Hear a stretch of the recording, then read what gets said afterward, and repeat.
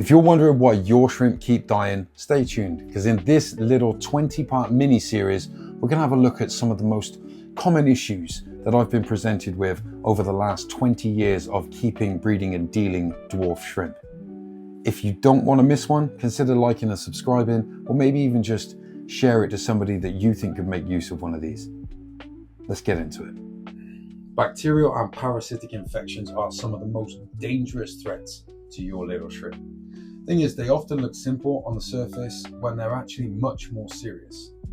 These little problems that are big problems can weaken your shrimp quickly. They'll spread fast and they'll cause deaths that seem pretty random unless you know what you're looking for.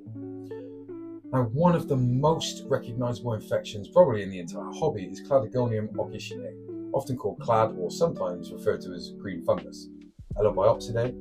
It forms a bright green mass under the shrimp's pleon and behaves pretty much like a parasite. Once it takes a hold, survival of the shrimp is very unlikely. Clad almost always requires proper medication, and depending on where you are in the world, depends on what is legally available for you. Salt alone, I've never had success with it. Then there are these white fungus problems, which are usually not fungus at all. Vorticella appears fluffy, cotton-like, like little white patches all over the body. Scuteriella japonica looks like small, thin, white stick-like worms. They're generally around the carapace or the gill area. Now, both of these are far less deadly than clad, and salt generally does treat it, either salt baths or a little bit of salt in the tank with them. Finally, there is muscle necrosis.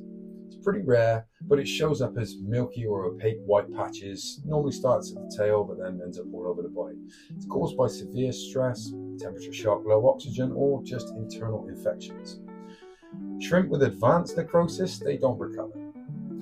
I've seen sellers label these as snowball shrimp or ivory shrimp when they're just doomed. These infections thrive in unstable, overstocked, poorly maintained tanks. Prevention: stable water, good oxygenation, low bacterial pressure, which we'll get to in another one if we haven't already. Early identification and the right treatment can protect your colony before the problem.